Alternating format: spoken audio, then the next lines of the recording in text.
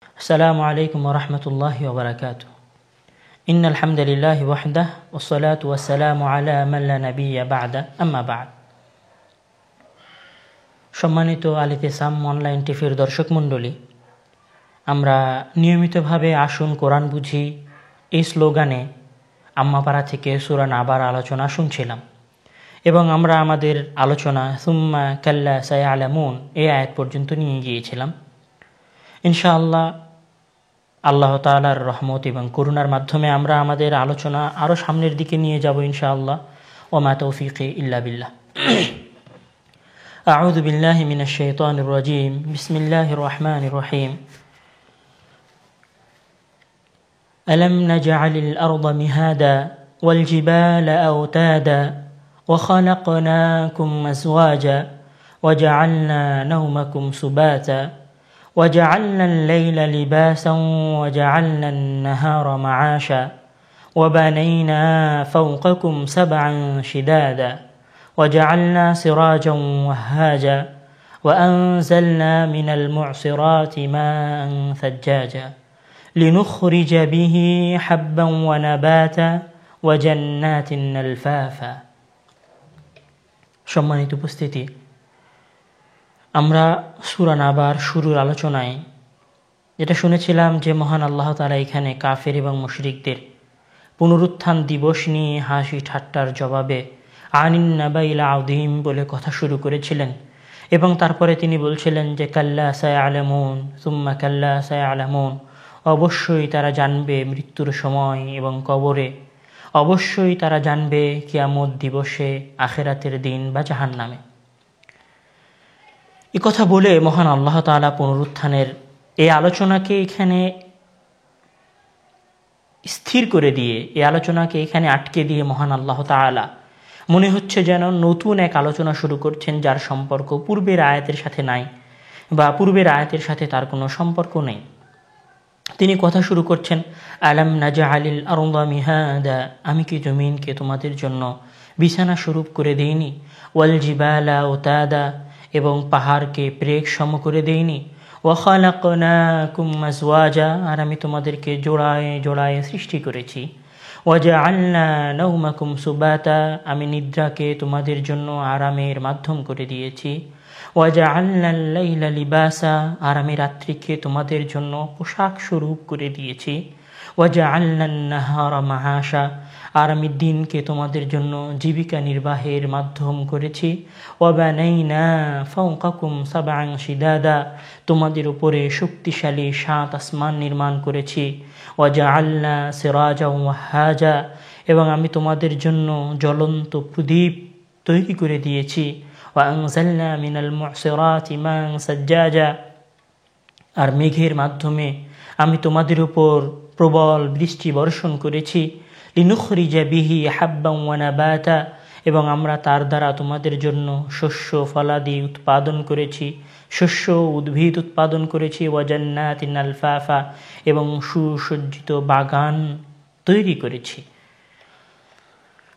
সম্মানিত উপস্থিতি, আমরা যদি এই আলাম নাজআলিল আরদা মিহাদা থেকে নিয়ে শুরু করে নিচের আলোচনা এবং উপরের আলোচনা বা এই ওয়াজান্নাতিন আলফাফা থেকে ইন্না ইয়াউমাল ফাসলি কানা মিকাতার পরের আলোচনার মাঝখানের এই আলোচনাটিকে বুঝতে চাই তাহলে বা জানতে চাই, তাহলে আমাদের শুরুতে দুটো বিষয় জানতে হবে। সেটি হচ্ছে যে মহান আল্লাহ তাআলার নিয়ম হচ্ছে যখন তিনি কোনো মুখতালাফি বা মতবিরোধপূর্ণ বা যে বিষয়ে মানুষ দ্বন্দ্বে লিপ্ত রয়েছে, যে বিষয়ে মানুষ একে অন্যের সাথে মতানৈক্যে লিপ্ত রয়েছে, তিনি যখন সে বিষয়ে কথা বলেন বা এমন কোনো বিষয়ে যে বিষয়ে তিনি কথা বলেছেন পরবর্তীতে মানুষ সেই বিষয়ে দ্বন্দ্বে লিপ্ত হতে পারে, তখন তিনি সেই জায়গায় এমন একটি বিষয়ে কথা বলেন যেটি মুত্তাফাক, যেটি সুনিশ্চিতভাবে তার পক্ষ থেকে সৃষ্টি এবং তাতে মানুষের কোনো দ্বন্দ্ব নেই। হয় তিনি এমন কোনো তথ্য দেন যেই তথ্য একদম নিশ্চিত, একদম সত্য, অথবা তিনি এমনভাবে কথা বলেন, এমন স্টাইলে কথা বলেন বা এমন কিছু বলেন যেটা মানুষ বিশ্বাস করে এবং যেটা মানুষ জানে। এটা হচ্ছে মহান আল্লাহ তাআলার নিয়ম। কেন এরকম করেন? যেন যে বিষয়ে মানুষ দ্বন্দ্ব করছে, যে বিষয়ে মানুষ মতবিরোধী লিপ্ত রয়েছে, সে বিষয় থেকে যেন মানুষ বের হয়ে আসে মতবিরোধহীন বিষয়ের মাধ্যমে, এবং সেই মতবিরোধপূর্ণ বিষয়ে যেন তারা নির্দ্বিধায় নির্বিঘ্নে বিশ্বাস স্থাপন করে। যেমন মহান আল্লাহ তাআলা, আমরা একটা উদাহরণস্বরূপ বলতে পারি যে মহান আল্লাহ তাআলা আদম আলাইহিস সালামকে সৃষ্টি করেছেন, এ কথা তিনি বলেছেন। কিন্তু এর পরবর্তীতে একটা লম্বা সময় পরে এসে মানুষ এই বিষয়ে মতাদ্বন্দ্বে বা এই বিষয়ে দ্বন্দ্বে লিপ্ত হয়েছে যে মানুষ আল্লাহর সৃষ্টি নয়, মানুষ বানর থেকে তৈরি হয়ে এসেছে, যেটা ডারউইনের মতবাদের মাধ্যমে দুনিয়ার মানুষের সামনে এসেছিল। শুধু এই কথা নয়, আরও অনেকেই অস্বীকার করতে পারে যে মানুষকে আল্লাহ তাআলা সৃষ্টি করেননি, বা আমরা আল্লাহ তাআলার সৃষ্টি নই, বা এখানে আমাদের কোনো সৃষ্টিকর্তা নেই যিনি আল্লাহ। এ বিষয়ে মানুষ মতবাদ বা মতাদ্বন্দ্বে বা মতানৈক্যে লিপ্ত হতে পারে। এই জন্য মহান আল্লাহ তাআলা কি করেছেন, যে তিনি বলে দিয়েছেন যে তিনি মানুষকে কিভাবে সৃষ্টি করেছেন। তিনি মানুষকে যেভাবে সৃষ্টি করেছেন সেই বিষয়ে কিন্তু কোনো মানুষের মধ্যে দ্বন্দ্ব নেই। যেমন কথার কথা যে মহান আল্লাহ তাআলা যখন মানুষকে সৃষ্টি করেছেন তখন তিনি বলেছেন যে মানুষকে কিভাবে সৃষ্টি করেছেন। তিনি বলছেন, আউযু বিল্লাহি মিনাশ শাইতানির রাজিম, বিসমিল্লাহির রহমানির রহিম, হুয়াল্লাযী খালাকাকুম মিন তুরাবিন সুম্মা মিন নুতফাতিন সুম্মা মিন আলাকাতিন সুম্মা ইউখরিজুকুম তিফলা সুম্মা লিতাবলুগু আশুদ্দা।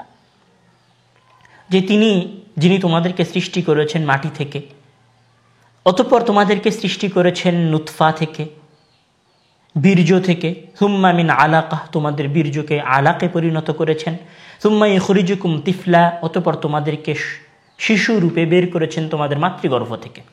ঠিক অনুরূপভাবে মহান আল্লাহ তাআলা বলছেন যে ফাইন্না খালাকনাকুম মিন তুরাবিন সুম্মা মিন নুতফাতিন সুম্মা মিন আলাকাতিন সুম্মা মিন মুদগাহ ওয়া মুখাল্লাকাতিন ওয়া গায়রি মুখাল্লাকা। যে আমি তোমাদেরকে সৃষ্টি করেছি মাটি থেকে, নুতফা থেকে, নুতফাকে আলাক করেছি, আলাককে মুদগা করেছি, অতঃপর আমি তোমাদেরকে মায়ের পেট থেকে বের করেছি।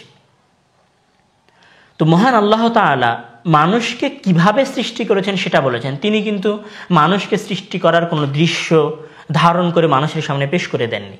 তিনি বলেছেন যে আমি মানুষকে সৃষ্টি করেছি। এরপর মানুষ দ্বন্দ্বে লিপ্ত হতে পারে, মানুষ অবিশ্বাস করতে পারে, তার কথার বিরোধী হতে পারে, তার কথা নাও মানতে পারে।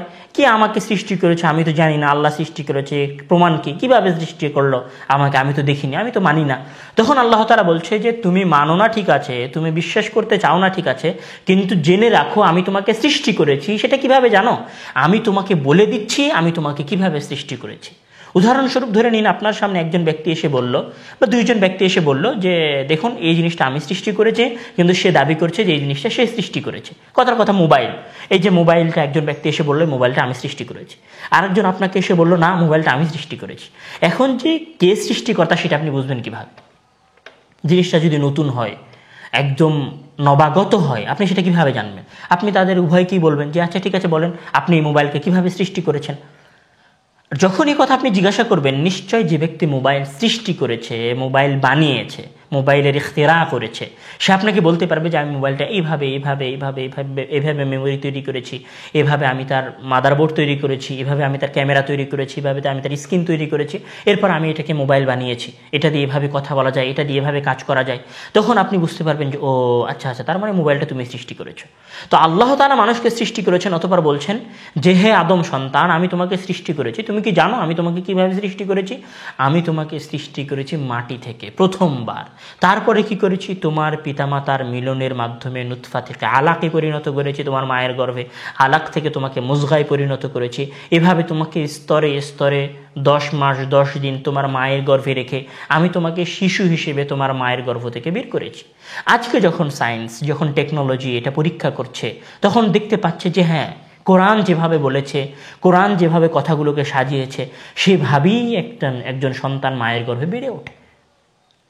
তো মহান আল্লাহ তাআলা যদি আজ থেকে 1450 বছর পূর্বে, যে যুগে বিজ্ঞান ছিল না, সায়েন্স ছিল না, কোনো কিছুই ছিল না, সে যুগে যদি একজন সাধারণ অক্ষর জ্ঞানহীন ব্যক্তির মুখ দিয়ে এ ধরনের কথা বের করাতে পারেন, তাহলে নিশ্চয় এটি বিশ্বাসযোগ্য এবং এটি আল্লাহর পক্ষ থেকে আসা বাণী, এবং এর মাধ্যমে এটা জানা যায় যে মহান আল্লাহ তাআলাই মানুষকে সৃষ্টি করেছেন।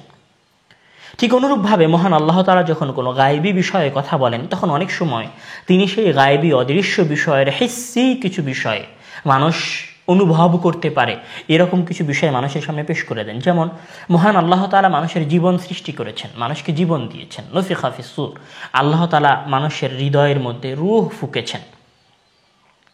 তো রূহ ফুঁকেছেন, রূহ ফোঁকা তো আর মানুষই দেখেনি, কিন্তু মহান আল্লাহ তাআলা কি করেছেন? মহান আল্লাহ তাআলা মানুষের শরীর থেকে রূহ বের হয়ে যাওয়ার বর্ণনা দিয়েছেন। রূহ বের হয়ে যাওয়ার সময় মানুষ যা করে তিনি তার বর্ণনা দিয়েছেন।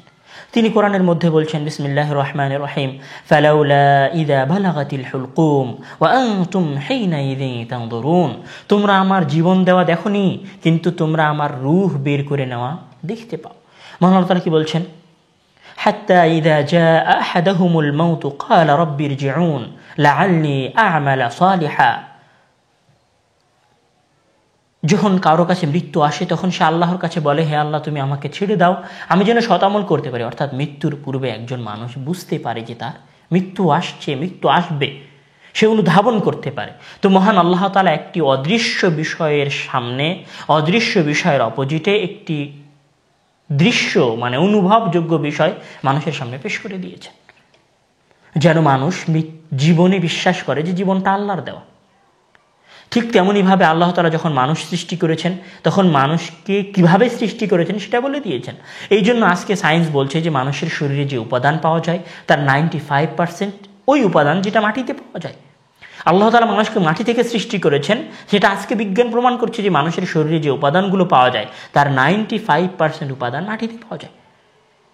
অর্থাৎ মহান আল্লাহ তাআলাই মানুষকে সৃষ্টি করেছেন, এতে কোনো সন্দেহ নেই। কেননা ওই যুগে মুহাম্মদ সাল্লাল্লাহু আলাইহি ওয়াসাল্লামের মতো একজন অক্ষর জ্ঞানহীন ব্যক্তি এত বিজ্ঞান ভিত্তিক, এত সুগঠিতভাবে, এত সুন্দরভাবে, সাবলীলভাবে সত্য কথা এভাবে বলতে পারে না যদি সেটা সৃষ্টিকর্তার পক্ষ থেকে বা নির্মাণকারীর পক্ষ থেকে না আসে। ঠিক অনুরূপভাবে আল্লাহ তাআলা যখন পুনরুত্থানের বিষয়ে বলছেন, পুনরুত্থানের কথা বলছেন, পুনরুত্থান নিয়ে তাদের ইখতিলাফ মতবিরোধের কথা বলছেন সূরা নাবার মধ্যে, তখন আল্লাহ তাআলা এই পুনরুত্থানের বিষয়ের মধ্যখানে এমন একটি বিষয়কে উল্লেখ করেছেন, এমন একটি কথা বলেছেন, এমন সৃষ্টির কথা বলেছেন যেই সৃষ্টি মানুষ তার চোখের সামনে দেখতে পায়, যেই সৃষ্টি মানুষ নিজে অনুধাবন করতে পারে, নিজে অনুভব করতে পারে, যার বিশালত্ব, যার ব্যাপকতা, যার মহত্বতা মানুষ নিজে প্রতিটা সেকেন্ডে সেকেন্ডে, প্রতিটা পদে পদে অনুধাবন করতে পারে। অর্থাৎ আমি তোমাকে পুনরুত্থান করব, এটা সত্যি। কেন সত্যি? যে আমি তোমার পুনরুত্থান করার চাইতে কঠিন কঠিন কর্ম সম্পাদন করেছি, কঠিন কঠিন কাজ সম্পাদন করেছি, এত কঠিন কাজ সম্পাদন করেছি, এত কঠিন কর্ম আমি তোমার সামনে রেখে দিয়েছি, তোমার সামনে ডিসপ্লেতে পেশ করে দিয়েছি, তোমার চোখের সামনে টিভি স্ক্রিনে পেশ করেছি, এই বিশাল পৃথিবীতে যেটা তুমি কল্পনা করতে পারো না, যেটা তোমার বিজ্ঞানের বাইরে, যার ধারণ ক্ষমতা তোমার বিজ্ঞানও রাখে না ধারণ করার মতো ক্ষমতা, আমি এমন কিছু সৃষ্টি করেছি। তো আমি যদি এমন কিছু সৃষ্টি করতে পারি তাহলে আমি তোমাকে পুনরুত্থানও করতে পারি। তো মহান আল্লাহ তাআলা আলাম নাজআলিল আরদা মিহাদা বলে পুনরুত্থান করার বিষয়ে দলিল গ্রহণ করছেন, দলিল নিচ্ছেন যে আমি তোমাকে পুনরুত্থান করেছি, তার প্রমাণ হচ্ছে এই এই এই এই এই বলে মহান আল্লাহ তাআলা কথা শুরু করছেন। তো মহান আল্লাহ তাআলা বলছেন, আমরা তাহলে বুঝতে পারলাম যে আলাম নাজআলিল আরদা মিহাদা বলে মহান আল্লাহ তাআলা নতুন কোনো দৃশ্য, নতুন কোনো কথা শুরু করেননি, বরং তিনি পূর্বের কথার দলিল গ্রহণ করছেন, পূর্বের কথাকে সত্যায়িত করছেন। মহান আল্লাহ তাআলা বলছেন যে আলাম নাজআলিল আরদা মিহাদা, আমি তোমাদের জন্য জমিনকে কি বিছানা স্বরূপ করে দেইনি। আলাম আমরা আগের আলোচনায় জেনেছিলাম যে আরবিতে প্রশ্নের জন্য, প্রশ্ন করার জন্য মা ইসিম ব্যবহার হয়, যার দ্বারা অন্যকে প্রশ্ন করা হয়, এমন বিষয়ে প্রশ্ন করা হয় যে বিষয়টা অজানা। এটা আমরা জেনেছিলাম। এখানে অনুরূপভাবে আরবিতে আরও একটি হরফ আছে, আর আরও একটি অক্ষর আছে হামজার শাকলে, হামজার শেপে, যেটা প্রশ্ন তৈরি করে। তবে এই প্রশ্ন এবং মায়ের প্রশ্নের মধ্যে আমরা বাংলায় পার্থক্য বলতে পারি। দীর্ঘিকার দিয়ে কি বললে, যেমন আমি বলতে চাচ্ছি যে আব্দুর রহিম কোথায় গেছে, আব্দুর রহিম কি গেছে। একটা হচ্ছে কোনো অজানা বিষয়ে জানতে চাওয়া, আর একটা হচ্ছে হা না দিয়ে উত্তর চাওয়া। যখন হা না দিয়ে উত্তর চাওয়া হয় বাংলায়, তখন সাধারণত হামজা দিয়ে উত্তর চাওয়া হয়। আরবিতে হামজা দিয়ে প্রশ্ন করা হয়, হা না দিয়ে উত্তর চাওয়া হয়। আর যখন অজানা বিষয় সম্পর্কে জানতে চাওয়া হয় তখন সাধারণত আরবিতে মা দিয়ে প্রশ্ন করা হয়। এই জন্য মহান আল্লাহ তাআলা বলেছেন, আলাম আমি কি, আলাম নাজআল আমি কি করে দেইনি, আরদা জমিনকে, মিহাদা তোমাদের জন্য বিছানা স্বরূপ। আলাম নাজআলিল আরদা মিহাদা। এখানে একটা বিষয় থাকে যে আরবিতে ইস্তেফহাম প্রশ্নের জন্য ব্যবহার হয়, কিন্তু এখানে মহান আল্লাহ তাআলা সরাসরি প্রশ্ন করেননি। মহান আল্লাহ তাআলার এখানে মানুষের কাছ থেকে প্রশ্ন নেওয়া উদ্দেশ্য, প্রশ্নের জবাব নেওয়া উদ্দেশ্য নয়। আরবিতে ইস্তেফহামের দ্বারা যখন ইস্তেফহাম বাক্যে ব্যবহার করা হয় তখন তার অনেকগুলো উদ্দেশ্য হতে পারে। একটা হচ্ছে আপনি প্রশ্ন করছেন, আর একটা হচ্ছে প্রশ্ন ছাড়া ইস্তেফহামের মাধ্যমে আশ্চর্য প্রকাশ করা হয়, ইস্তেফহামের মাধ্যমে কোনো বিষয়কে অস্বীকার করা হয়, ইস্তেফহামের মাধ্যমে কোনো বিষয়ে জোর দেওয়া হয়, কোনো বিষয়কে তাকরির, যেটাকে আরবিতে ইস্তেফহাম আর তাকরিরই বলে, কোনো বিষয়কে সত্য নিশ্চিত। আলাম নাজআলিল আরদা মিহাদা আমি কি এই জমিনকে বিছানা করে দেইনি, এই বাক্যের আসল অর্থ হচ্ছে আমি এই জমিনকে বিছানা স্বরূপ করে দিয়েছি, আমি এই জমিনকে বিছানা স্বরূপ করে দিয়েছি। এখানে একটা চমৎকার বিষয় যে বালাগাতের পরিভাষায় একটি কথা আছে, সেটি হচ্ছে যে ইরাদুল মা'নাল ওয়াহিদ বিতুরুকিন মুখতালিফাতিন মা'a উদুহিদ দালালাতি আলাইহি। একই অর্থকে কয়েক প্যাটার্নে, কয়েক স্টাইলে বলা, একটাই অর্থ কিন্তু বারবার ভিন্ন ভিন্ন স্টাইলে, ভিন্ন ভিন্ন বাক্য গঠনের মাধ্যমে, নতুন বাক্যের স্টাইলের মাধ্যমে একই কথাকে প্রকাশ করা। তো মহান আল্লাহ তাআলা এখানে বলতে পারতেন ইন্না জাআলনাল আরদা মিহাদা, কিন্তু এরকম বলেননি। আল্লাহ তাআলা বালিগ স্টাইলের কথা বলেছেন, অলংকার শাস্ত্রকে ব্যবহার করেছেন কথার মধ্যে। তিনি এখানে ইস্তেফহামের মাধ্যমে, ইস্তেফহাম প্রশ্ন সৃষ্টি করেছেন এবং প্রশ্নের মাধ্যমে নিজের কথাকে মজবুত করেছেন, জোর দিয়েছেন। দেখি বলছেন আলাম নাজআল আমি কি করে দেইনি, আরদা জমিনকে, মিহাদা বিছানা স্বরূপ। মাহদুন বলা হয় দোলনা, ছোট বাচ্চার যে বিছানায় রাখা হয়, যে বিছানায় শোয়া হয়, সেই বিছানাকে মিহাদা বলা হয়। অর্থাৎ আমি তোমার জন্য এই জমিনকে, এই বিশাল পৃথিবী, এই মাটিকে আমি তোমার জন্য কি করে দিয়েছি, বিছানা স্বরূপ করে দিয়েছি। এখানে আরেকটি চমৎকার বিষয় যে মহান আল্লাহ তাআলা এখানে এই কথা কিন্তু বলেননি যে আলাম নাখলুকিল আরদা মিহাদা, আমরা কি তোমাদের জন্য জমিনকে মিহাদ করে সৃষ্টি করিনি, এরকম কিন্তু বলেননি। জাআলা এবং খালাকা, খালাকা শব্দের অর্থ হচ্ছে সৃষ্টি করা, জাআলা শব্দের অর্থ হচ্ছে করে দেওয়া, কোনো কিছুকে কোনো কিছু বানিয়ে দেওয়া। আপনি দেখবেন যে মহান আল্লাহ তাআলা কোরআনের মধ্যে বলছেন যে ইয়া আইয়ুহান নাসু ইত্তাকু রাব্বাকুমুল্লাযী খালাকাকুম মিন নাফসিন ওয়াহিদাহ ওয়া খালাকা মিনহা যাওজাহা। ইয়া আইয়ুহান নাসু ইত্তাকু, হে মানব জাতি, ইত্তাকু রাব্বাকুম তোমাদের ওই প্রতিপালকের ভয় করো, আল্লাযী খালাকাকুম যিনি তোমাদেরকে সৃষ্টি করেছেন, মিন নাফসিন ওয়াহিদা এক আত্মা থেকে, ওয়া খালাকা মিনহা যাওজাহা এবং সেখান থেকে তিনি আদমের স্ত্রীকে সৃষ্টি করেছেন। এখানে মহান আল্লাহ তাআলা ওয়া খালাকা মিনহা যাওজাহার জায়গায় খালাকা শব্দ ব্যবহার করেছেন, খালাকা মিনহা এবং সেই আত্মা থেকে যাওজাহা আদমের স্ত্রীকে সৃষ্টি করেছেন। কিন্তু মহান আল্লাহ তাআলা অন্য জায়গায় যখন বলছেন তখন বলছেন যে হুয়াল্লাযী খালাকাকুম মিন নাফসিন ওয়াহিদাহ ওয়া জাআলা মিনহা যাওজাহা ওয়া জাআলা মিনহা যাওজাহা। অর্থাৎ প্রথম আয়াতে যখন খালাকা মিনহা যাওজাহা বলেছে তখন সেখানে আদমের স্ত্রী উদ্দেশ্য, এবং পরের আয়াতে যখন মহান আল্লাহ তাআলা ওয়া জাআলা মিনহা যাওজাহা বলেছে তখন সেখানে আদম আলাইহিস সালামের স্ত্রী উদ্দেশ্য নয়, তখন পৃথিবীর সকল মানুষের স্ত্রী উদ্দেশ্য। অর্থাৎ খালাকা শব্দ ব্যবহার হয় প্রথমবার সৃষ্টি করাতে, যখন প্রথমবার সৃষ্টি করা হয় তখন সেখানে খালাকা ব্যবহার হয়। তো মহান আল্লাহ তাআলা জমিনকে আগে সৃষ্টি করেছেন, জমিনকে সৃষ্টি করার পরে তাকে বসবাসের উপযোগী করে দিয়েছেন। তো মহান আল্লাহ তাআলা এখানে সৃষ্টি করার কথা বলেননি, কি বলেছেন, জমিনকে করে দিয়েছেন। কেন? এখানে আমরা বলতে পারি যে জমিনকে সৃষ্টি করেছেন, এটা বলার মধ্যে তো একটা তত্ত্ব বা একটা তথ্য, একটা গর্ব, একটা অহংকার, একটা শক্তিমত্তার প্রকাশ তো আছেই। কিন্তু যখন জাআলা বলা হয়েছে যে আমি তোমাদের জন্য জমিনকে শুধু সৃষ্টি করেছি তা নয়, জমিনকে সৃষ্টি করে যে আমি ক্ষান্ত হয়েছি তা নয়, জমিনকে সৃষ্টি করেছি এবং তোমার বসবাসের উপযোগী করেছি।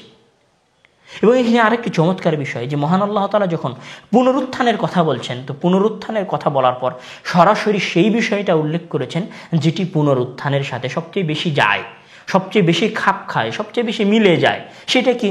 যে মহান আল্লাহ তাআলা তো মানুষকে পুনরুত্থান করবেন, মানুষকে পুনর্জীবিত করবেন। তো কোথায় থেকে পুনর্জীবিত করবেন?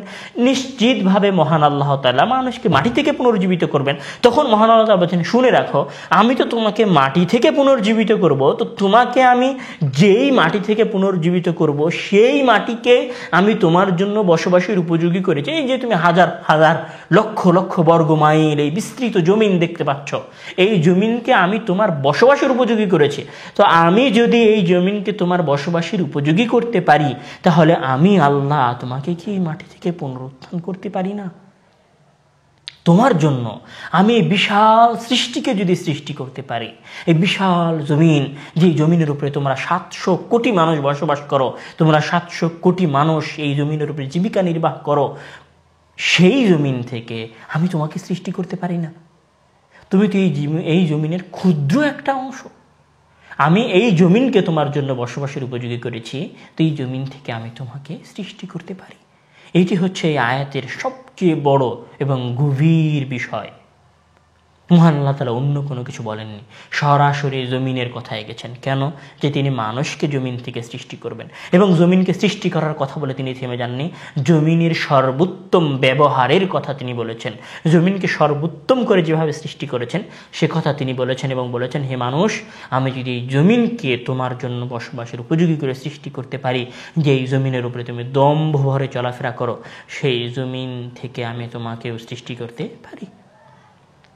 এ কথা বলার পর মহান আল্লাহ তাআলা আরেকটু আগে নিয়ে যাচ্ছেন, সেটা হচ্ছে ওয়াল জিবালা আওতাদা, ওয়াল জিবালা আওতাদা, এবং আমি জমিনকে সৃষ্টি করেছি, এবং এই জমিনের মধ্যে, এই জমিনের ওপরে একটা চমৎকার বিষয় যে মহান আল্লাহ তাআলা বলছেন, আলাম নাজআলিল আরদা মিহাদা ওয়া নাজআলিল জিবালা আওতাদা। এই কথা বলেননি। আল্লাহ তাআলা পাহাড়কে আলাদা করে জমিনের বাইরে সৃষ্টি করেননি। আর পাহাড় সৃষ্টি করাটা জমিন সৃষ্টির অন্তর্ভুক্ত, পাহাড় সৃষ্টি করাটা জমিন সৃষ্টির অন্তর্ভুক্ত। এই জন্য মহান আল্লাহ তাআলা পাহাড়ের সাথে আলাদা করে জাআলা শব্দ ব্যবহার করেননি।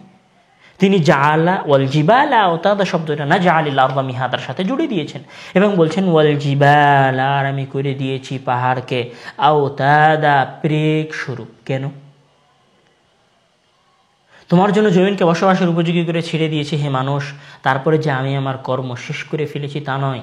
এই জমিন যেন তুমি বসবাস করতে পারো, এই জমিন যেন নড়াচড়া না করে, হেলাদোলা না করে, এই জন্য এই জমিনের উপরে আমি পাহাড় সৃষ্টি করেছি পেরেক হিসেবে, এই জমিনকে স্থির করে রাখবে। আজকের বিজ্ঞান বলছে যে একটি পাহাড় ওপরে যা দেখা যায় তার চেয়ে বেশি মাটির নিচে থাকে।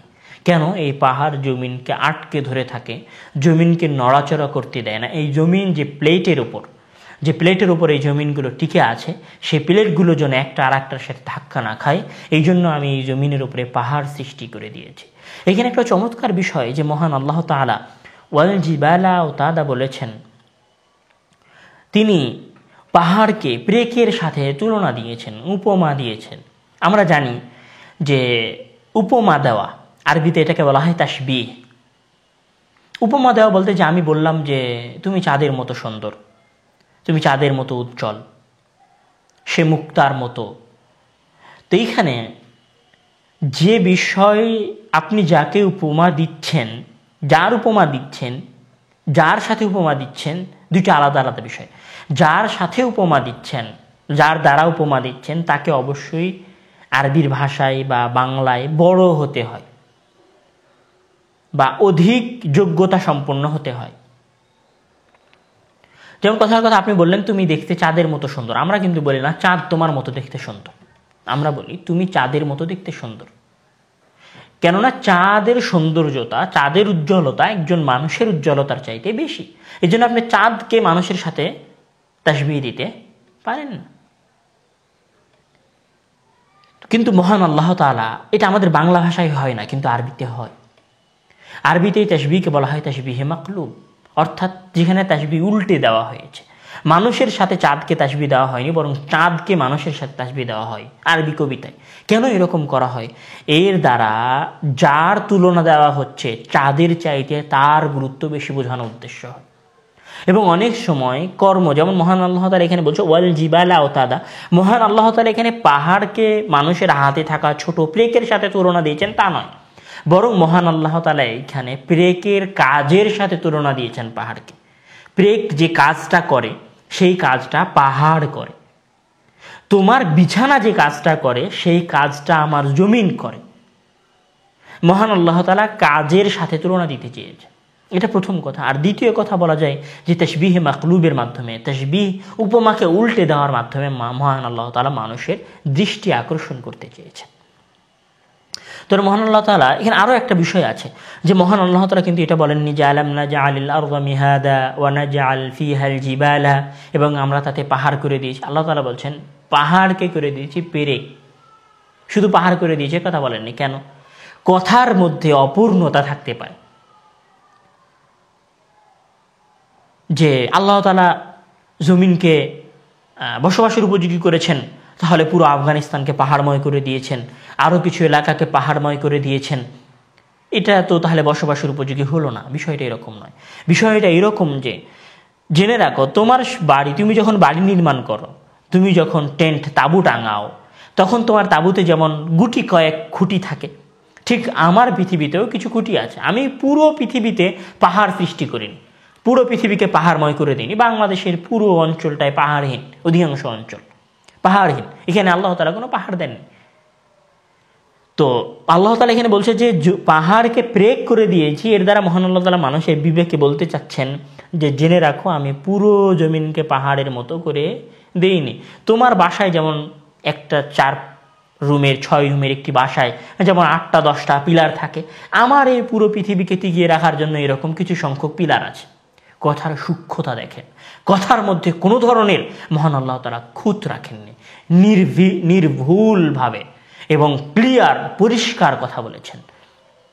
আলাম নাজআলিল আরদা মিহাদা, আমরা কি জমিনকে তোমাদের জন্য বিছানা স্বরূপ করে দেইনি, ওয়াল জিবালা আওতাদা, এবং আমরা কি তোমাদের জন্য পাহাড়কে প্রেক স্বরূপ করে দেইনি, যেন এই পাহাড় প্রেক তোমাদের জমিনকে নড়াচড়া করতে না দেয়, তোমরা যেন আরামসে এই পৃথিবীর উপরে বসবাস করতে পারো, এই জমিন যেন উল্টে না যায়, এঁকে বেঁকে না যায়, এই জমিন যেন থরথর করে না কাঁপতে থাকে, এই জন্য আমরা এই জমিনের উপর পাহাড় দিয়েছি প্রেক স্বরূপ।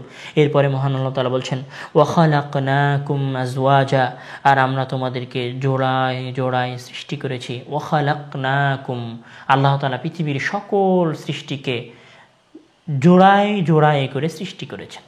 আল্লাহ তাআলা পৃথিবীর সকল সৃষ্টিকে লম্বা যখন সৃষ্টি করেছেন তখন তার কাছে ছোট খাটো সৃষ্টি করেছেন, যখন সাদা সৃষ্টি করেছেন কালো সৃষ্টি করেছেন, যখন নর সৃষ্টি করেছেন তখন তার সাথে নারী সৃষ্টি করেছেন। পৃথিবীর সকল কিছুকে মহান আল্লাহ তাআলা জোড়ায় জোড়া করে সৃষ্টি করেছেন। মানুষকে তো জোড়া করে সৃষ্টি করেছেনই, অন্য সকল সৃষ্টিকেও মহান আল্লাহ তাআলা জোড়া করে সৃষ্টি করেছেন। এখানে একটা চমৎকার বিষয়, পৃথিবীর প্রত্যেক মাদ্রাসা, প্রতিষ্ঠান, পত্রিকা যা বলেন, তেল সাবান যা আছে এই পৃথিবীতে, প্রত্যেক জিনিসের কি আছে? সিগনেচার আছে। প্রত্যেক জিনিসের একটা সিগনেচার আছে, প্রত্যেক ব্র্যান্ডের একটা সিগনেচার আছে। তো মহান আল্লাহ তাআলার ব্র্যান্ডের, মহান আল্লাহ তাআলার সৃষ্টির সিগনেচার হচ্ছে আজওয়াজা। তিনি সকল কিছুকে জোড়া জোড়া করে সৃষ্টি করেছেন। নর সৃষ্টি করলে মাদি সৃষ্টি করেছেন, লম্বা সৃষ্টি করলে খাটো সৃষ্টি করেছেন, খাটোর জন্য আর একটা খাটো সৃষ্টি করেছেন, লম্বার জন্য আর একটা লম্বা সৃষ্টি করেছেন, বা লম্বার অপোজিটে খাটো সৃষ্টি করেছেন, খাটোর অপোজিটে লম্বা সৃষ্টি করেছেন। পুরো পৃথিবীকে মহান আল্লাহ তাআলা জোড়া করে সৃষ্টি করেছেন। এটা মহান আল্লাহ তাআলার সৃষ্টির সিগনেচার। এবং চমৎকার আর একটা বিষয় যেটা আমরা আর একটু পরে গিয়ে বলবো, মহান আল্লাহ তাআলা জমিনের কথা বললেন। জমিনের সাথে সবচেয়ে সংশ্লিষ্ট মানুষের জমিনের কথা বললে, যখন জমিনকে বিছানার উপযোগী করার কথা বলেছেন, তখন মানুষের মনে প্রশ্ন আসতে পারে তাহলে পাহাড় কি? আমরা তো হিমালয়ের চূড়ায় বসবাস করতে পারি না। তো আল্লাহ তাআলা বলছেন এই হিমালয়ের চূড়া আমি বেকার সৃষ্টি করিনি, এই হিমালয়ের মতো বিশাল পর্বত আমি এমনি সৃষ্টি করিনি। ওই তাজিং রঙের চূড়া যেখানে মানুষ বসবাস করতে পারে না, এই তাজিং রঙের বিশাল পাহাড়কে, সাকা হাফংকে আমি এমনি সৃষ্টি করিনি। এর উপকারিতা আছে। এর উপকারিতা হচ্ছে তুমি যে জমিনে বসবাস করে এই জমিনকে ধরে রাখে। তো মহান আল্লাহ তাআলা যখন জমিনের পুনরুত্থানের কথা বলেছেন, তখন পুনরুত্থানের সাথে সবচেয়ে সংশ্লিষ্ট বিষয় জমিনের কথা বলেছেন। এরপর যখন জমিনের কথা বলেছেন তখন জমিনের সাথে সবচেয়ে সংশ্লিষ্ট বিষয় পাহাড়ের কথা বলেছেন। এরপর যখন তিনি মহান আল্লাহ তাআলা পাহাড়ের কথা বলেছেন তখন তিনি বলছেন যে শোনো, তোমার সৃষ্টির কথা তো শেষ হলো, তোমার সৃষ্টির কথা তো, তোমার জন্য যা সৃষ্টি করা হয়েছে তার একটার বর্ণনা আমি শেষ করলাম। এরপর আমি এখানে কি করেছি, খালাকনাকুম আজওয়াজা, তোমাদেরকে এবং সকল সৃষ্টিকে জোড়ায় জোড়ায় করে সৃষ্টি করেছি। এরপর যখন তোমাদের সৃষ্টি করা হয়ে গেল তখন তোমাদের জন্য সবচেয়ে উপযুক্ত গুরুত্বপূর্ণ বিষয় সৃষ্টি করেছি, সেটা কি, ওয়াজআলনা নাওমাকুম, আর আমরা করে দিয়েছি তোমাদের জন্য নাওমাকুম, নিদ্রাকে, তোমাদের নিদ্রাকে সুবাতা, আরামের মাধ্যম। সুবাতা বলা হয় কাতউন আনিল হারাকা, অর্থাৎ নড়াচড়া থেকে চুপচাপ থাকা। আসলে নিদ্রা, মহান আল্লাহ তাআলা এখানে জমিনের কথা বলেছেন, পাহাড়ের কথা বলেছেন, নিজের সিগনেচার তোমাদেরকে জোড়ায় জোড়ায় করে সৃষ্টি করেছি কথা বলেছেন, তারপরে মাঝখানে নিদ্রার কথা বলেছেন। নিদ্রা মহান আল্লাহ তাআলার একটি অসম্ভব বড় নেয়ামত। কিভাবে? আসলে আপনার নিজের লাইফে এরকম অনেক ঘটেছে, আপনি অনেকবার দেখেছেন কিন্তু হয়তো অনুধাবন করেননি। আপনি ওয়াজআলনা নাওমাকুম সুবাতা এই আয়াত লাইফে শতবার পড়েছেন, আর আমি এখন যে ঘটনার কথা বলছি সেই ঘটনাও আপনার লাইফে শতবার ঘটেছে। ফুটবল খেলেছেন মাঠে বা কোনো কাজ করেছেন, হাতে আঘাত পেয়েছেন, প্রচণ্ড ব্যথায় কোকাচ্ছেন, ব্যথায় অস্থির অবস্থা, আপনি তখন কি করেন, নিদ্রা যাওয়ার চেষ্টা করেন। আর একটা আশ্চর্যজনক বিষয় যে আপনি যখন ঘুম চলে যান তখন আপনার ব্যথা সব কিছু আপনার থেকে দূরীভূত হয়ে যায়। আপনি যে টেনশন করেন সে চিন্তা আপনি ঘুম গেলে চলে যায়। আপনি ব্যথায় কোকাচ্ছিলেন, বিছানায় ছটপট করছিলেন, ঘুম যাওয়ার সাথে সাথে আপনি স্থির চুপচাপ হয়ে যান, আপনার ব্যথার কোনো অনুভব থাকে না। নিদ্রার মাধ্যমে মানুষ কষ্ট থেকে নিজেকে মুক্তি দেয়, নিদ্রার মাধ্যমে মানুষ তার ক্লান্তি দূর করে। নিদ্রা মহান আল্লাহ তাআলার অনেক বড়, কত বড় নিয়ামত নিদ্রা মহান আল্লাহ তাআলার পক্ষ থেকে, সেটা আমি আপনি অনুধাবন করতে পারি না।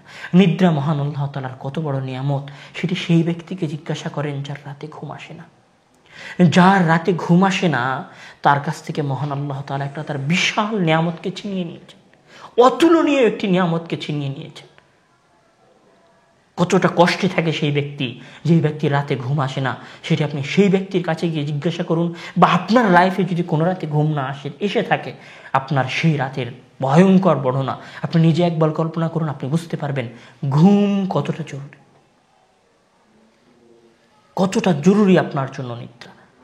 এবং আজকের বিজ্ঞান বলছে যে যারা ঘুমায় না, যারা কম ঘুমায়, তাদের জেইমার, ক্যান্সার, হৃদরোগ, স্থূলতা, ডায়াবেটিস, ডিপ্রেশনের মতো বড় বড় সমস্যা, ক্যান্সারের মতো বড় সমস্যা সৃষ্টি হয় না ঘুমালে, সঠিক সময়ে না ঘুমালে, ভালোভাবে না ঘুমালে। পর্যাপ্ত ঘুম না হলে মানুষের শরীর বেড়ে যায়, পর্যাপ্ত ঘুম না হলে মানুষের ব্রেন ভালোভাবে কাজ করে না। তো মহান আল্লাহ তাআলা বলেছেন ওয়াজআলনা নাওমাকুম, এতটুকু বলতে পারতেন কিন্তু বলেননি। তিনি বলেছেন, ইশারা করেছেন যে ওই যে তুমি ঘুম গেলে তোমার ব্যথা যে মরে যায়, তুমি যে ব্যথায় তোমার ব্যথা যে কমে যায়, ঘুম গেলে তোমার ডিপ্রেশন যে কমে যায়, ঘুম গেলে তোমার ক্লান্তি যে দূর হয়ে যায়, শোনো এটা আমার দেওয়া। এই জন্য মহান আল্লাহ তাআলা বলেছেন ওয়াজআলনা নাওমাকুম, আমি তোমাদের জন্য করে দিয়েছি নিদ্রাকে সুবাতা, আরাম আয়েশের মাধ্যম, ক্লান্তি দূরের মাধ্যম, চিন্তা দূরের মাধ্যম, কষ্ট দূরের মাধ্যম, ব্যথা দূরের মাধ্যম। আমার একটা নিয়ামত যদি তোমার লাইফ থেকে চিনে যায়, তোমার জীবন পরিচালনা অসহ্য হয়ে যায়, তুমি আর জীবন পরিচালনা করতে পারো না, ডাক্তারের দরজায় দরজায় ঘুরতে ঘুরতে তোমার জীবন শেষ হয়ে যায়। আমি যদি শুধু আমার ক্ষুদ্র নিদ্রা নামক নিয়ামত তোমার কাছ থেকে চিনে নেই। নিদ্রা মহান আল্লাহ তাআলার অনেক বড় অতুলনীয় একটি নিয়ামত। এবং সবচেয়ে চমৎকার এবং মজার একটা বিষয় হচ্ছে যে মহান আল্লাহ তাআলা যখন নিদ্রার কথা বলেছেন, তখন নিদ্রার কথা বলার সাথে সাথে ঘুমানোর সবচেয়ে উপযুক্ত সময়, সবচেয়ে চমৎকার সময়, সেটার কথা বলেছেন। কি বলছেন? ওয়াজআলনাল লাইলা লিবাসা, আর আমরা রাতকে কি স্বরূপ করে দিয়েছি? লিবাসা, পোশাক স্বরূপ করে দিয়েছি। আমরা রাতকে পোশাক স্বরূপ করে দিয়েছি। লিবাসান, লিবাস বলা হয় মানুষ নিজের শরীরে যে জামা গায়ে দেয়, যে পোশাক গায়ে দেয়, সেটাকে লিবাস বলে। আর আল্লাহ তাআলা রাত্রি হচ্ছে পুরো পৃথিবীবাসীর পোশাক। আল্লাহ তাআলা কেন পোশাক বলেছেন? রাতের এই মানুষ যেমন পোশাক পরিধানের মাধ্যমে রিল্যাক্স ফিল করে, তেমনভাবে মানুষ যেমন পোশাক পরিধানের মাধ্যমে রিল্যাক্স ফিল করে, তেমনভাবে রাতে মানুষ রিল্যাক্স ফিল করে, আরাম করে। পোশাক পরিধানের মাধ্যমে মানুষ যেমন নিজের ওই সমস্ত দৃশ্যগুলো, ওই সমস্ত বিষয়গুলো ছুপিয়ে রাখে যেটা মানুষ প্রকাশ করতে চায় না, ঠিক তেমনইভাবে রাতে মানুষ ওই কর্মগুলো করতে পারে যেটা মানুষ অন্যের সামনে করতে লজ্জাবোধ করে। রাত মহান আল্লাহ তাআলার একটি অনেক বড় নিয়ামত। যখন আপনি কথার সৌন্দর্যতা দেখুন, পুনরুত্থানের কথা বলেছেন, জমিনের কথা বলেছেন, জমিনের কথা বলেছেন, জমিনের সাথে সংশ্লিষ্ট সবচেয়ে গুরুত্বপূর্ণ বিষয়ে পাহাড়ের কথা বলেছেন। যখন তিনি পাহাড়ের কথা বলেছেন তখন তিনি তার সিগনেচারের কথা বলেছেন। তার সিগনেচারের মাধ্যমে তিনি মানুষকে টেনে নিয়েছেন, মানুষের সৃষ্টির বিষয়। যখন তিনি মানুষের সৃষ্টির কথা বলেছেন তখন তিনি মানুষের সবচেয়ে গুরুত্বপূর্ণ বিষয়, যার দ্বারা মানুষের ক্লান্তি দূর হয়, নিদ্রার কথা বলেছেন। একটা অতুলনীয় নিয়ামতের দিকে ইশারা করেছেন। যখন তিনি নিদ্রার কথা বলেছেন তখন নিদ্রার কথা বলার সাথে সাথে ঘুম যাওয়ার সবচেয়ে গুরুত্বপূর্ণ বিষয় বলেছেন। আজকে সায়েন্স বলছে যে মানুষের শরীর একটি 24 ঘন্টার বায়োলজিক্যাল ক্লক মেনে চলে।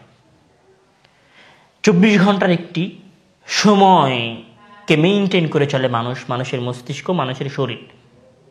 এবং একটি চমৎকার বিষয় যে আজ সায়েন্স বলছে যে যখন রাত শুরু হয়, সূর্য যখন অস্ত যায়, সূর্য যখন ডুবে যায়, সূর্যের আলো যখন পৃথিবীর উপর থাকে না, তখন মেলাটোনিন নামে একটা হরমোন মানুষের শরীর থেকে নির্গত হয়, যেটা মানুষকে সুস্থ থাকতে, মানুষের ক্লান্তি দূর করতে, মানুষের শরীরকে রিল্যাক্স মুডে নিয়ে যেতে সহযোগিতা করে। যেটা সূর্যের আলো না ডুবলে, সূর্যের আলো দুনিয়াতে থাকলে সে হরমোন নির্গত হয় না।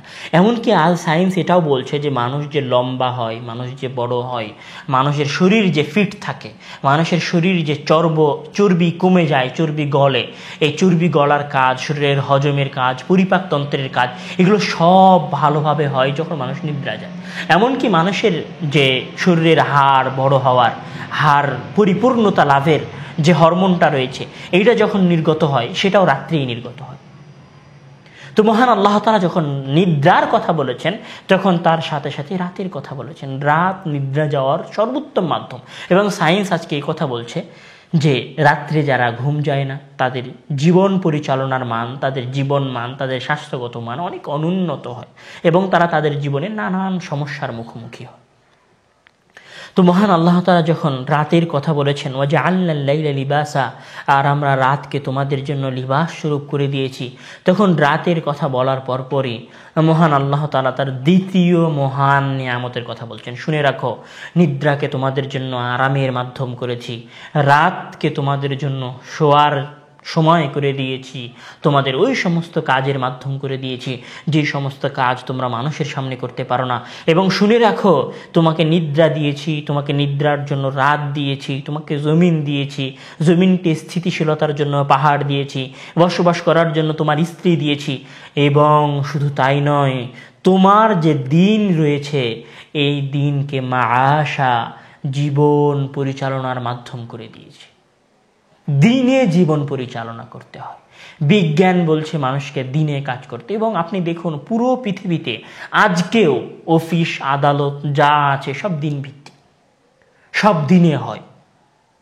তো আজকে দিনে হয়, কিন্তু মুহাম্মদ সাল্লাল্লাহু আলাইহি ওয়াসাল্লাম আজ থেকে 1450 বছর এই দুনিয়াতে অনেক কিছু পরিবর্তন করেছে, অনেক চেঞ্জিং এনেছে, কিন্তু অফিস টাইম আজও রাতে যায়নি। অফিস টাইম রাতে গেলে সেটা কি হয়েছে? Over duty. কিন্তু আজও মানুষ মহান আল্লাহ তাআলার এই নিয়মের মধ্যে থাকতে বাধ্য। প্রত্যেকটা কথা, প্রত্যেকটা আয়াত যে এই কোরআন যে আল্লাহ তাআলার বাণী, এবং মানুষ যে আল্লাহ তাআলার সৃষ্টি, এবং মানুষের জীবন যে মহান আল্লাহ তাআলার সৃষ্টি করা, দুনিয়াবি কাউনি রুলসকে অনুসরণ করে চলে, দুনিয়াবি রুলসকে অনুসরণ করে চলে, মহান আল্লাহ তাআলার প্রত্যেকটা আয়াত পড়লে জানা যায়।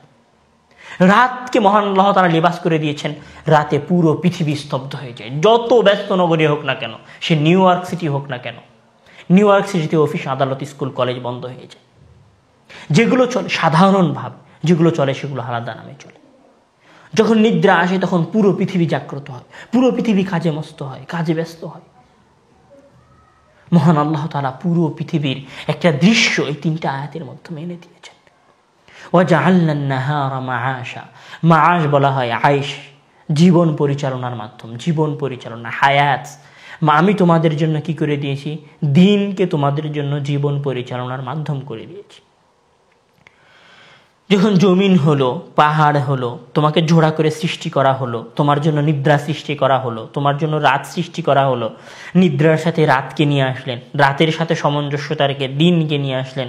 এরপর দিনকে যখন সৃষ্টি করা, দিনের কথা বলা যখন হয়ে গেল, তখন মহান আল্লাহ তাআলা বলছেন, তোমার মাথার উপরে যে বিশাল কিছু তুমি দেখতে পাচ্ছ, যাকে নিয়ে তুমি আজও গবেষণা করে বের করতে পারোনি, জেনে রাখো, ওয়াবানাইনা ফাওকাকুম সাবআন শিদাদা, আর আমরা তোমাদের উপরে 7 শক্তিশালী মজবুত আসমান সৃষ্টি করেছি।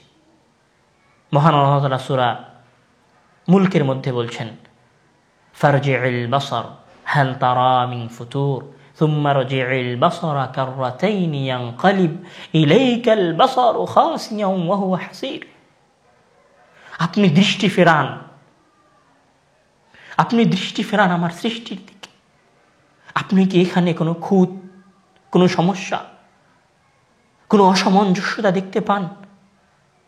আজীব মহান আল্লাহ তাআলা জমিন সৃষ্টি করেছেন, পাহাড় সৃষ্টি করেছেন, মানুষকে জোড়া করে সৃষ্টি করেছেন, নিদ্রা সৃষ্টি করেছেন, নিদ্রার জন্য রাত সৃষ্টি করেছেন, রাতের অপোজিটে জীবিকা পরিচালনার জন্য দিন সৃষ্টি করেছেন। এরপর মহান আল্লাহ তাআলা বলেছেন, শুনে রাখো তোমার দাম্ভিকতা আর কত দূর, তুমি আমার কত ক্ষুদ্র সৃষ্টি দেখো। এই যে তোমার উপরে বিশাল সৃষ্টি দেখছো, এটাও আমার সৃষ্টি। এই বিশাল সৃষ্টিকেও আমি সৃষ্টি করেছি। যত দূর পর্যন্ত তুমি আজও পৌঁছাতে পারোনি, কোনো দিনও পৌঁছাতে পারবে না। জেনে রাখো, আমার এই আসমান পর্যন্ত পৌঁছাতে তোমাকে সময় লাগবে 500 বছর। পৃথিবীতে যেদিন যত দ্রুতগামী যানবাহন তৈরি হবে, সেই দ্রুতগামী যানবাহন দিয়ে ওই আসমান পর্যন্ত পৌঁছাতে তোমার 500 বছর সময় লাগবে। আমার বিশাল শক্তিশালী সৃষ্টি হচ্ছে আসমান। তুমি এই আসমানে কোনো খুঁত দেখতে পাও? তুমি এই আসমানে কোথাও উঁচা নিচে দেখতে পাও? তুমি এই আসমানকে নিয়ে তোমার কাছে কোনো নিশ্চিত তথ্য আছে? জানো, আমি তোমার উপরে বিশাল আসমানকে সৃষ্টি করেছি। আমি তোমার পায়ের নিচের জমিনকে তো সৃষ্টি করেছি, তোমার মাথার উপরে বিশাল আসমানকে সৃষ্টি করেছি। এই দুইটা জিনিসকে যদি আমি সৃষ্টি করতে পারি, উঁচু যায় দুইটা জিনিসকে যদি আমি সৃষ্টি করতে পারি, তাহলে কি আমি তোমাকে সৃষ্টি করে আবার পুনর্জীবিত করতে পারি না? আমি যদি এত কিছু সৃষ্টি করতে পারি, এই মাটি থেকে কি তোমাকে পুনরায় উত্থাপিত করতে পারি না? এখানে আরেকটা চমৎকার বিষয় মহান আল্লাহ তাআলা বলছেন, তুমি যেই জমিনে অহংকারের সাথে, দম্ভের সাথে আমার পুনরুত্থানকে অস্বীকার করে দুনিয়ার পিছনে ছুটে চলো, জমিনের বুকে দম্ভের সাথে চলাফেরা করো, জেনে রাখো, এই জমিনের উপরে আমার আসমান আছে। যেই জমিনে তুমি চলাফেরা করো, সেই জমিনের উপরে আমার আসমান আছে। হে মানুষ, দেখো তুমি কতটা ক্ষুদ্র। তুমি আমার জমিনের উপরে থাকো আর আমার আসমানের তলে থাকো। দেখো তুমি কতটা ক্ষুদ্র। দেখো আমি যদি তোমাকে এই দুই বিশাল সৃষ্টির মধ্যে কতটা ক্ষুদ্র করে তোমাকে সৃষ্টি করেছি, আর তুমি বলছো যে আমি তোমাকে পুনরুত্থান করতে পারবো না। এই বিশাল সৃষ্টি আমি করতে পারি, আর তোমাকে আমি পুনর্জীবিত করতে পারি না। ওপরে আসমান, নিচে জমিনের মতো বিশাল সৃষ্টি আমি তোমার জন্য করতে পারি, তোমার উপরে করতে পারি, তোমার জন্য করতে পারি, তোমার উপরে করতে পারি, আর তোমাকে সৃষ্টি করতে পারি না। এটা কি হতে পারে? এরপর মহান আল্লাহ তাআলা বলছেন, ওয়াজআলনা সিরাজাম ওয়াহাজা। যখন মহান আল্লাহ তাআলা আসমানের কথা বললেন, তখন আসমানের কথা বলার সাথে সাথে যেই জিনিসটা মানুষের চোখে ধরা পড়ে, যেই জিনিসটা মানুষ সকাল সন্ধ্যা দেখতে পায়, মহান আল্লাহ তাআলা সেটার কথা বলছেন। ওয়াজআলনা, আর আমরা করে দিয়েছি আসমানে সিরাজান, বাতি, ওয়াহাজান, উজ্জ্বল দীপ্তিময়। ওয়াহাজা বলা হয় উজ্জ্বল হওয়া, চকচক করা। অর্থাৎ আমি তোমার জন্য রাত সৃষ্টি করেছি, রাতের অপোজিটে জীবন পরিচালনা করার জন্য দিন সৃষ্টি করেছি। তো দিন সৃষ্টি করেছি, শুধু তাই নয়, তোমার উপরে আসমান সৃষ্টি করেছি। শুধু কি আসমান সৃষ্টি করেছি, সেই আসমানে আমি তোমার জন্য সূর্য সৃষ্টি করেছি।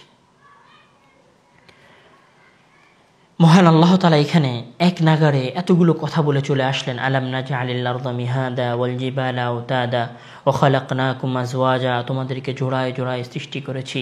ওয়া জাআলনা নাওমাকুম সুবাতা, তোমাদের জন্য নিদ্রা সৃষ্টি করেছি। ওয়া জাআলনাল লাইলা লিবাসা, তোমাদের জন্য পোশাক সৃষ্টি করেছি।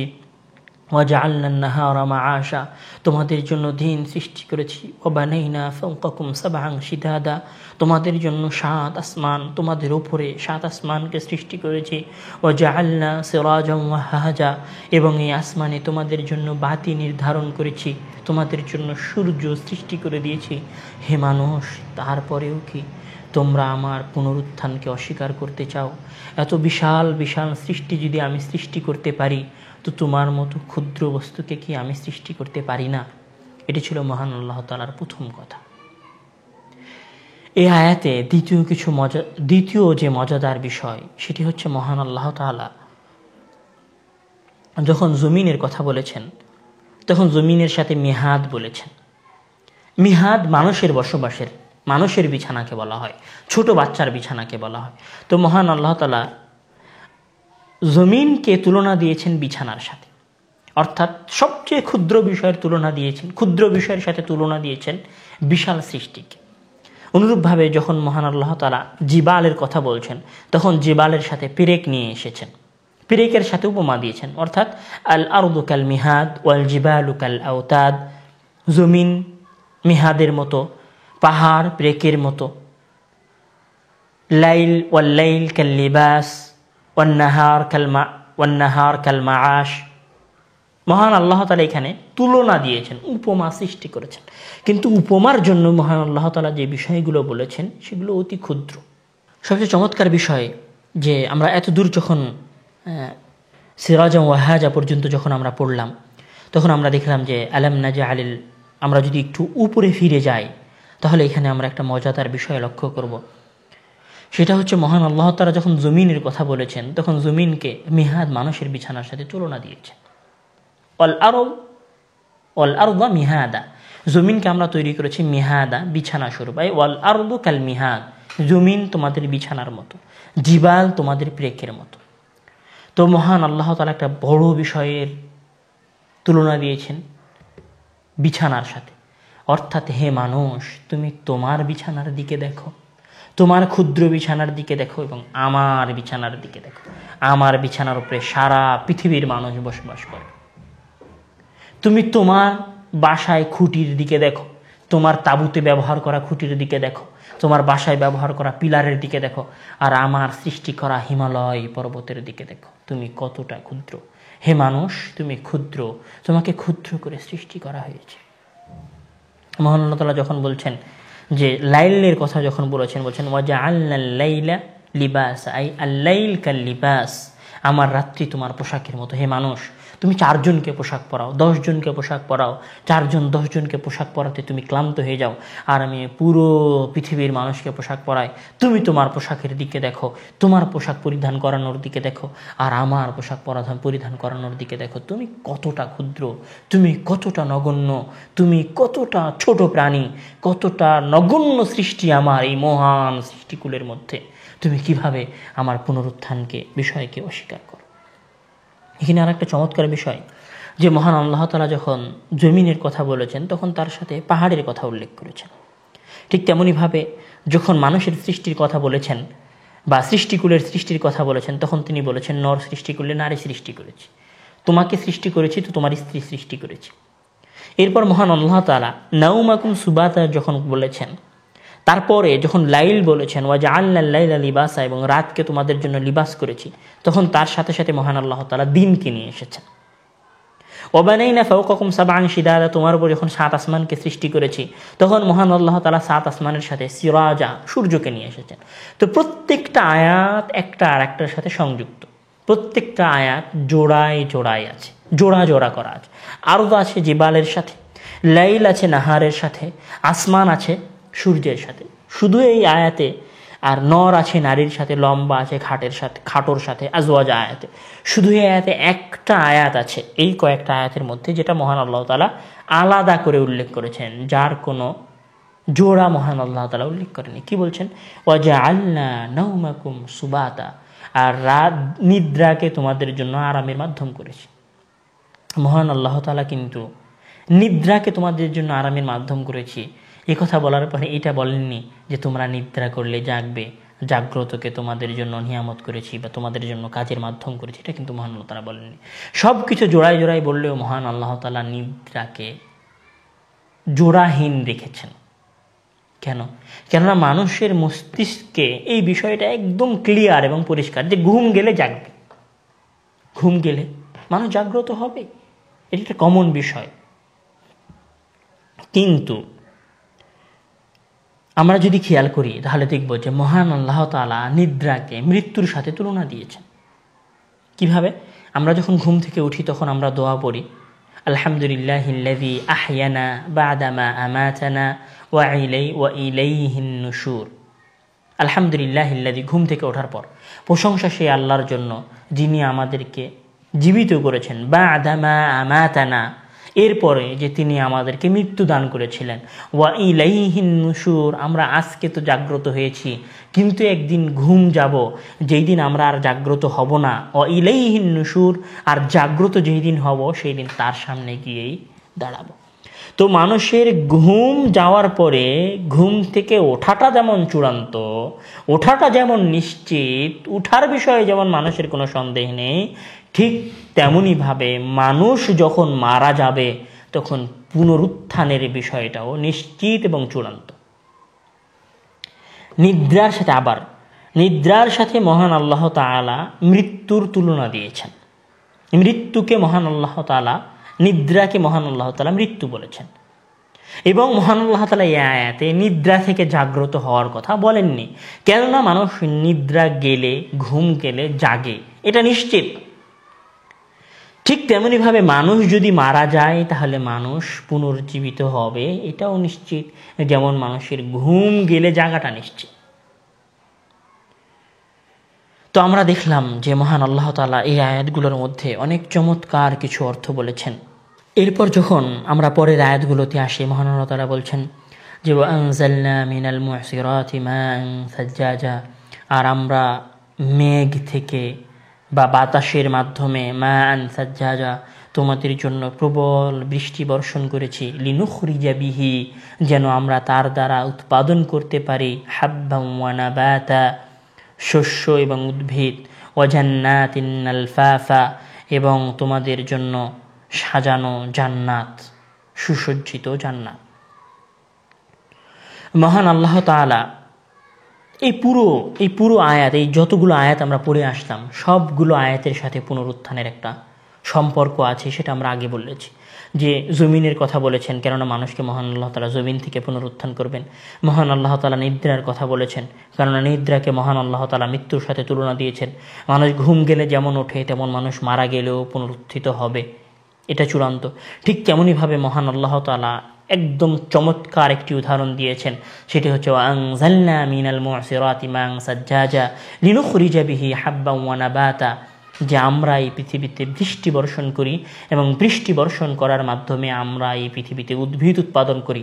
অর্থাৎ বৃষ্টি যদি না হয় তাহলে এই পৃথিবীতে উদ্ভিদ উৎপাদন হবে না, বৃষ্টি যদি না হয় তাহলে এই পৃথিবীতে সৃষ্টিকুল সৃষ্টি হবে না, এই পৃথিবী আবাদ হবে না। তো একটি চমৎকার বিষয় সেটি হচ্ছে যে মহান আল্লাহ তাআলা যখন মানুষের সৃষ্টির কথা বলেছেন,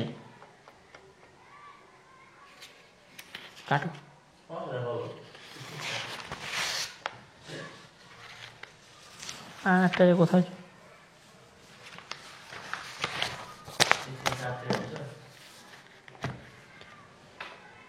তখন আল্লাহ তাআলা পবিত্র কোরআনের মধ্যেও অন্যত্র বৃষ্টির বিষয়টাকে মানুষের পুনরুত্থানের বিষয়ের সাথে সংযুক্ত করেছেন।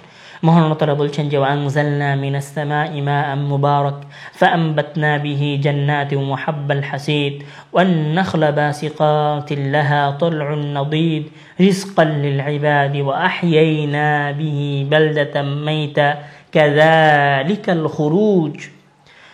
অর্থাৎ হে মানুষ, হে আদম সন্তান, যারা সূরা নাবা পড়ছো, সূরা নাবা শুনছো, তারা জেনে রাখো, আমি এই পৃথিবীতে বৃষ্টি বর্ষণের মাধ্যমে এই পৃথিবীকে সজীব, উজ্জ্বল, উর্বর উদ্ভিদ উৎপাদন করি, মরে যাওয়া উদ্ভিদকে জাগ্রত করি, বীজ থেকে উদ্ভিদ উৎপাদন করি, আমি উদ্ভিদকে বড় করি বৃষ্টির মাধ্যমে।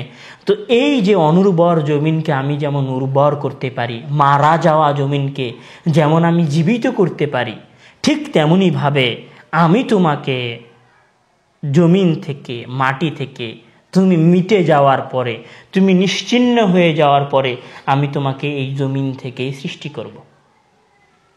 এই জন্য মহান আল্লাহ তাআলা বলছেন কি, যে আমি বৃষ্টি বর্ষণ করি এই জমিনে, যেন আমি এই জমিনে শস্য উৎপাদন করি।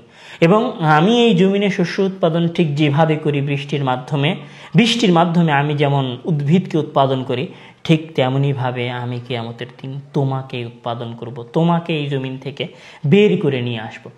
এরপর সবচেয়ে চমৎকার এবং গুরুত্বপূর্ণ যে বিষয়, সেটা হচ্ছে সর্বশেষ আয়াতে মহান আল্লাহ তাআলা বলছেন যে ওয়াজান্নাতিন আলফাফা, আর আমরা লাগা লাগা সজ্জিত জান্নাত সৃষ্টি করেছি। মহান আল্লাহ তাআলা পুনরুত্থানের কথা বলছিলেন। পুনরুত্থানের কথা বলতে বলতে যখন শেষ পর্যায়ে চলে এসেছেন পুনরুত্থানের দলিল স্বরূপ, তখন সর্বশেষ আয়াতে এসে মহান আল্লাহ তাআলা জান্নাতের কথা বলেছেন। জান্নাত শব্দ ব্যবহার করেছেন। জান্নাত শব্দের শাব্দিক অর্থ হচ্ছে বাগান, এবং মহান আল্লাহ তাআলা এখানে শাব্দিক অর্থের দিকে ইশারা করছেন। কিন্তু চমৎকার বিষয় যে তিনি এখানে হাদিকা বা বুস্তান শব্দ ব্যবহার করেননি, আরবিতে যার অর্থ বাগান, বাংলায় যার অর্থ বাগান।